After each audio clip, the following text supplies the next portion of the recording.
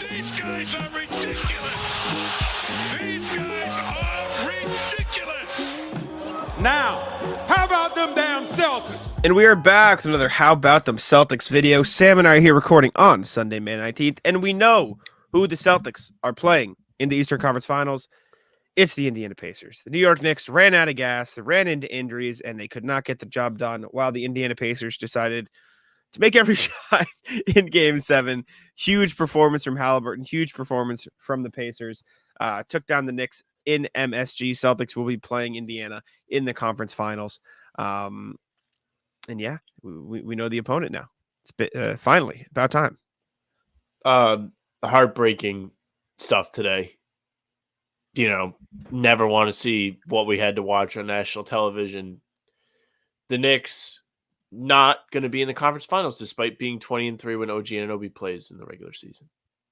Greatest team of all time when him and Jalen Brunson play. Well, technically they both played today, and they lost. OG Anunoby, for what it's worth, was good in his 2 minutes. Made 2 threes, but he was good in the sense that he made 2 tough shots, and he was not good in the sense that he could not move and could not play defense. So I wouldn't qualify that as that good. man could not run. He could not run. He was struggling. Yeah, so it'll be the Pacers. I wonder if Andrew will be in the comments. Say probably not. You want to talk? People online saying Pacers fans are front runners. Biggest front runner of all time is him. Loves to go in the comments say when the Knicks are doing well. But yes, it will be the Pacers, and the Pacers showed everyone today that they are 1, tough, 2, able to put the ball in the basket. And it's been that way all year. They've been one of the best offensive teams in the league, I believe. Them and the Celtics were the top 2 in the Eastern Conference. So you're going to get a little bit of an offensive explosion. Yeah, the Pacers didn't miss. They shot 67% from the field and 54% from 3 today against the Knicks. 33 assists. They made 13 threes. They made 53 shots against the Knicks.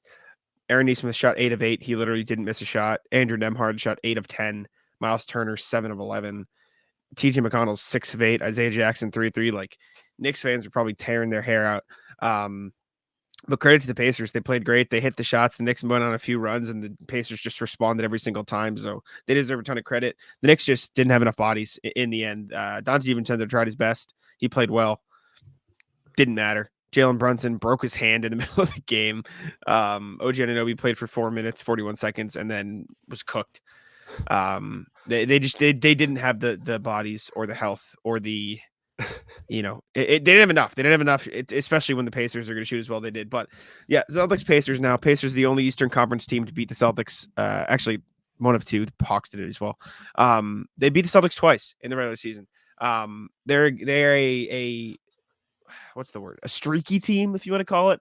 They're making their shots. They're going to make all the shots. And so that's the one thing to worry about in a Pacer series. Tyrese Halliburton has been somewhat inconsistent, but he was on in Game 7. He played great in Game 7. He shot 10 of 17 from the field, 6 of 12 from 3, 26, 4, and 6 for him. Siakam's been having a great playoff run as well. You can't take this Pacers team lightly. No. I mean, if you told a lot of Celtics fans coming into the season that they'll get the Pacers in the Eastern Conference Finals, probably be pretty pleased. Yeah. But this is still a team that could rack up the points. They just put up 130 in a Game 7 in MSG on the Knicks home court. So, yeah, I mean, they shot 71% from the field today. Unbelievable game from them offensive wise. And the more impressive part, which I suppose is not that hard to do if you're not missing any shots, but they did respond every time the Knicks tried to punch. In the third quarter, the lead got down to 6. We were on the playback. I thought the Pacers were dead. I didn't think they were going to be able to put the brakes on and actually halt what was going on. And you got some big buckets from Halliburton, big buckets from Nesmith, who was 8 of 8 today, 19 points for the former Celtic. And that's somebody I know all of the Celtics fans are going to be pissed that they got to watch is Nesmith.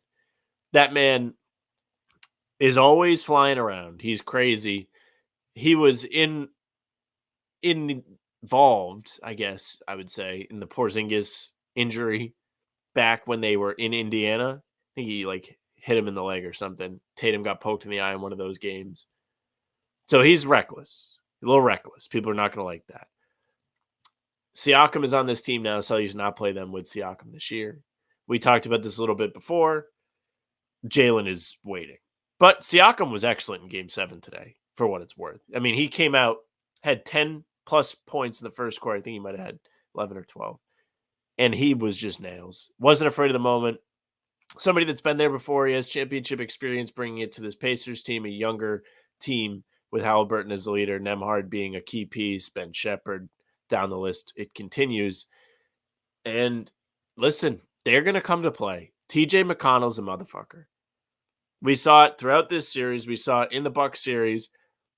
He has been excellent in this playoffs. He has been somebody that comes in and changes the way games are going. The Celtics cannot afford to take these guys lightly. We already said it. We'll say it again. It's an important spot for them to stay focused. I guess you could stick your neck out and say that.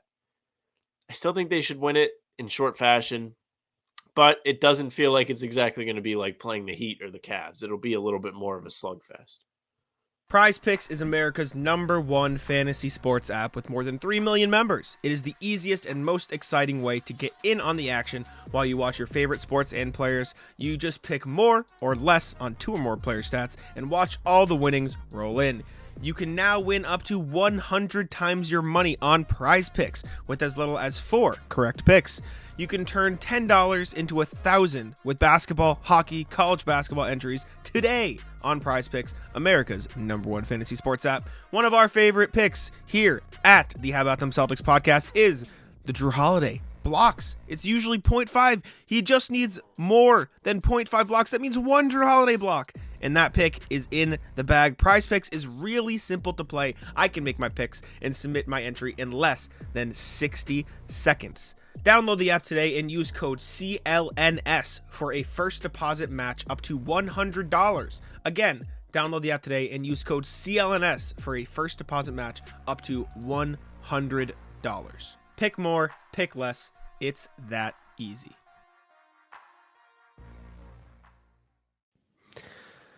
Listen.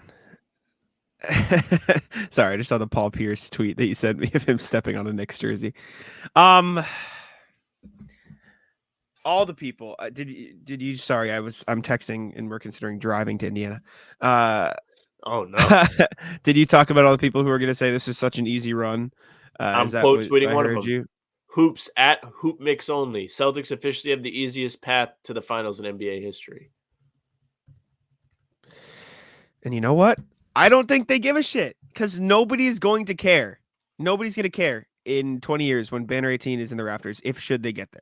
Right? No one's going to say, doesn't really count. Like you could say, oh, their 86 title is more impressive. This title is more impressive. But guess what? They all hang up there the same. They all hang in the rafters the same. And they're probably, we're driving to Indiana. Oh no, Jack. RV. Get Dude. the RV. What have you Ubered? Shut the fuck up, Uber. I mean, it's literally either drive 14 hours or spend $900 round trip. I'll drive 14 hours. You know what I'm saying?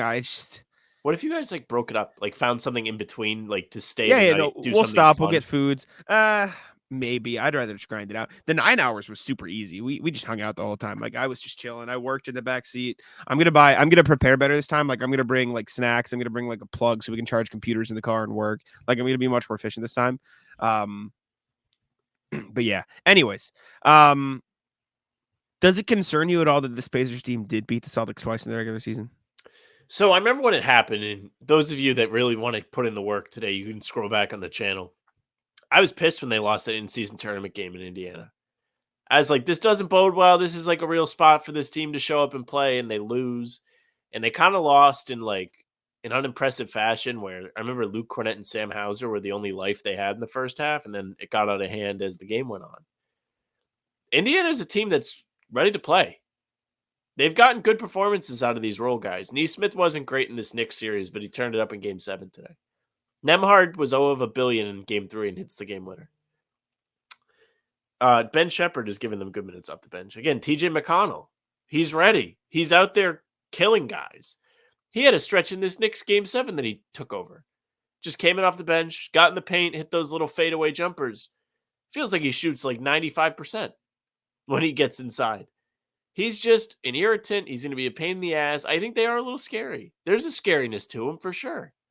For what it's worth, I don't believe Porzingis played in the in-season tournament loss. And I know they were without Tatum for the Jalen got slapped on the head and then Mathurin got free throws on the other end game. I think it matters a little because their style of play is just so vastly different than most things you'll see in the playoffs.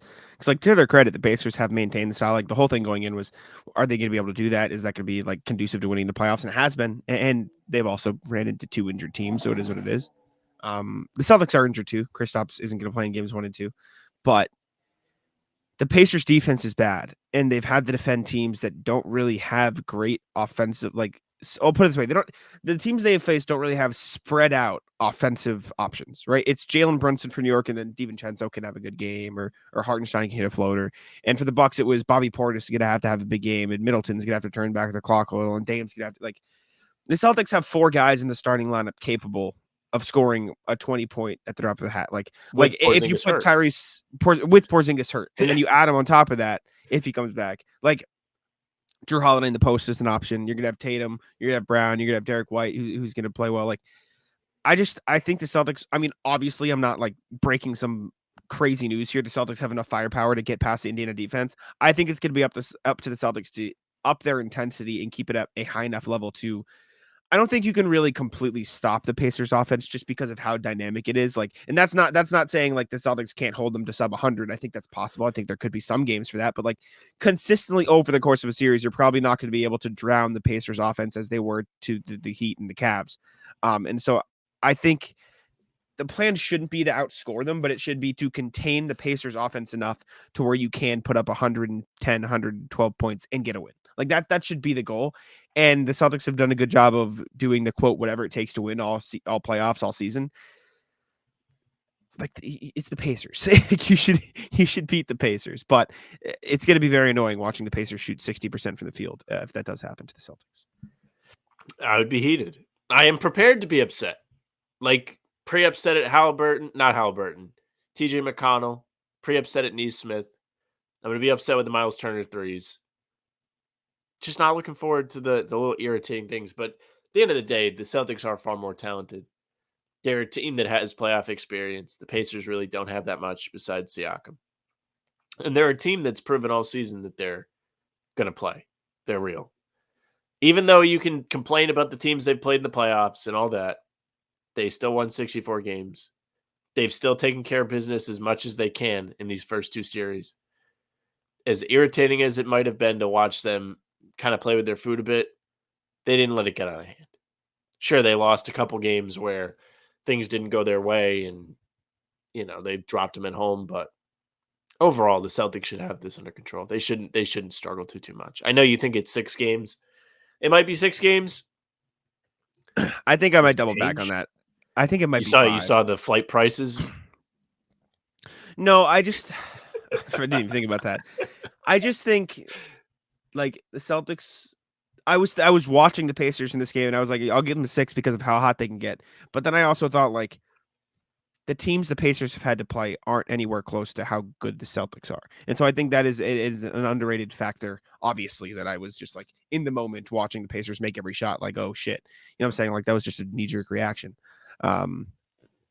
They should win in 5. This should be a 5. Yeah. Give me another 5-game series. Would be cool.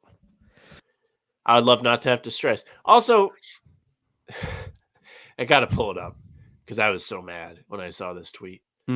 Somebody said, I tweeted a lot today, so I got to find my replies. I think this is What are you looking for? At Tingus Pingus OG. You are lying or a pure hoops hater if you wouldn't want a 7-game series of this in its Celtics versus Wolves highlights. I don't want to watch them play a 7-game series. No interest in that. If you guarantee me a win, sure, I would take it, but no, I'm never going to root for a 7-game series unless the Celtics are down 3-2 or 3-1, whatever. If they have to win in 7, that would be the only way.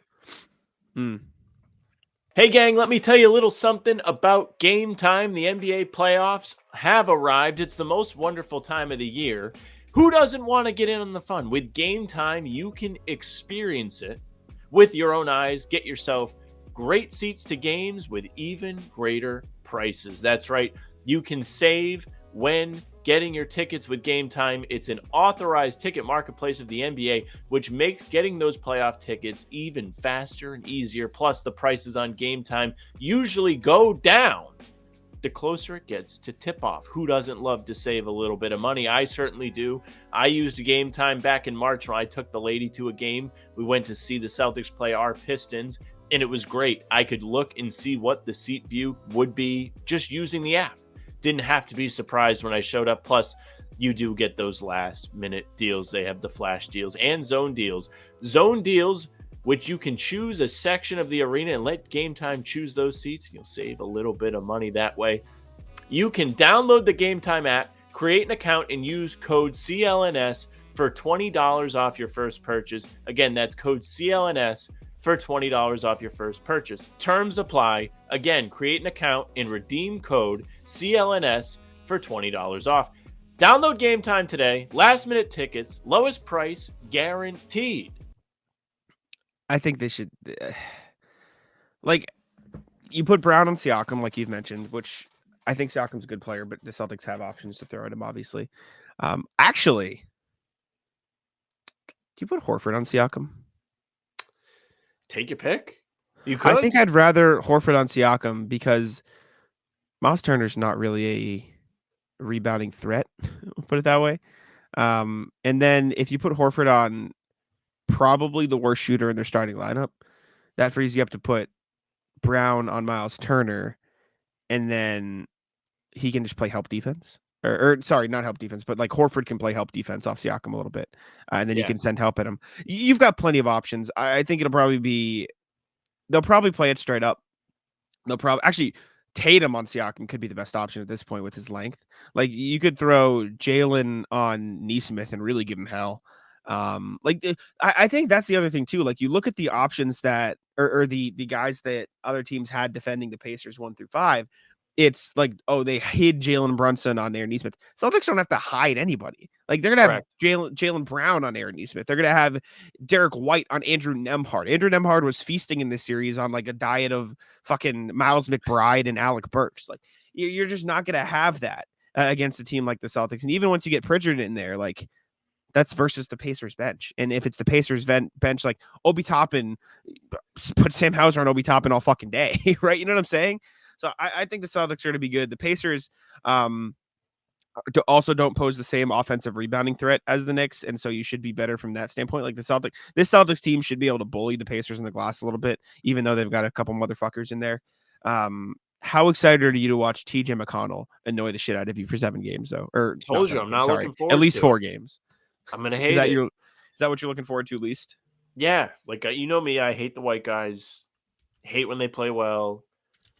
Watching TJ McConnell's going to make me very sad after he really, put a charge into me in these first couple series. Watching him beat up on the Bucks, watching him win games against the Knicks, it was fun. But not for nothing, Indiana, not a good defensive team. Indiana, 13th out of 16 in the playoffs, 118.1 defensive rating. In the regular season, they were towards the bottom too. Let's see if NBA.com let me go there. Let's see. Defensive rating. Indiana Pacers, 24th, 117.6. It's not this, I don't want to say simple task, but very narrow task of guarding Jalen Brunson and having to hope that nobody else catches fire, give the rest of the team the Grant Williams treatment. Celtics have, like you said, 4 guys that can score 20 points in a game. Easy. If Porzingis comes back, it's 5. Even Horford had a 22-pointer in Game 5 against Cleveland. It's not going to be as simple for the Pacers as, okay, throw all the bodies at Jalen Brunson and hope nobody else beats us. It's, Tatum's hot. Okay, well, can we really double him, or is he just going to pick us apart? Oh, Jalen's hot. Same story. Holiday, Derek White. You just can't leave these guys. It's not as easy. It's not as simple as trying to shut down one player. You're trying to shut down 4. Mm-hmm. Listen, it's the Pacers. Right, like the Celtics should be able to be all right in this series. The Pacers are going to be annoying. They score a lot of points. They're a great offense, but the Celtics are just objectively a better team. So I think Celtics in 5 is probably going to be the consensus guess for a lot of people around everywhere. But I'm curious to see what others think. Anyways, any final thoughts, Sam, before we get out of here? Did we forget anything? Bing bong. Bing bong. We'll see how the Pacers role players handle making a bunch of shots. Celtics offense should be able to turn up, and Porzingis, keep an eye on it. That's gonna be important, but we'll see. And also, no Buddy Hield to maybe or maybe not hit Jaylen Brown in the head. Yes. Anyways, appreciate y'all for tuning in. Make sure to leave a like, subscribe, and I'll let Sam wrap it up. Yeah, thank you guys very much for listening and watching. Make sure you subscribe to the channel, hit the notification bell so you don't miss any of our daily uploads. We're coming at you with something new every morning at 5 a.m. So throughout the playoffs, throughout the conference finals, throughout hopefully the finals, we will be here for you.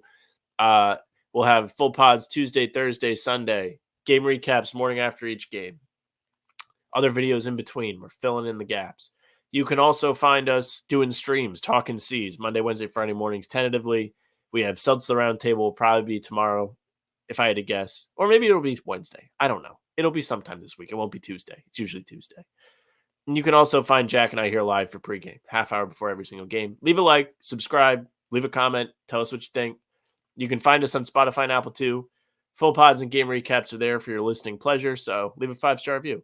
Email us, hbtcpod@gmail.com is the address. You can reach out to us, tell us what you think of the Pacers, give us your atlas. Any emails, we do love to hear from you guys. You can also find us on socials at How About Them C's, Twitter, Instagram, TikTok, Facebook's just the name of the podcast. Our streams are there. They're on YouTube and they are on Twitter. Jack's Twitter's at Jack's1NBA. Mine is at Sam LaFrance NBA. That's it for us. Bye.